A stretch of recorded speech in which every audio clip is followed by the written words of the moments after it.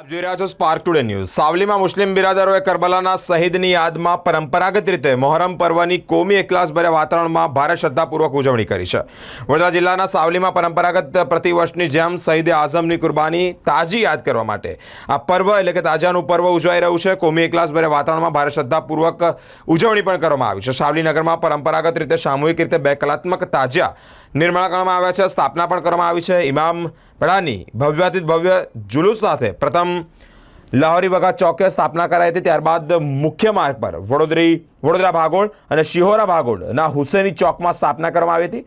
સામૂહિક રોજા ઇફતાર સાથે પૂર્ણાહુતિ કરવામાં આવી છે। સાવલી નગરપાલિકા પ્રમુખ, ઉપપ્રમુખ અને નગરસેવકોની ઉપસ્થિતિમાં જ આ એક ઉદાહરણ, કોમી એકતાનું ઉદાહરણ સામે આવ્યું છે। સાવલી નગર અને તાલુકા જિલ્લાના મુસ્લિમ બિરાદરો ઉપસ્થિત રહ્યા હતા। સાવલી સહિત તાલુકાના ટુંડાવ, મંજુસર સહિત ગોઠડા, કરચિયા, વાંકાનેર, ભાદરવા જેવા અનેક મુસ્લિમ વસ્તીવાળા ગામોમાં મોહરમ પર્વની ઉજવણી કરવામાં આવી છે।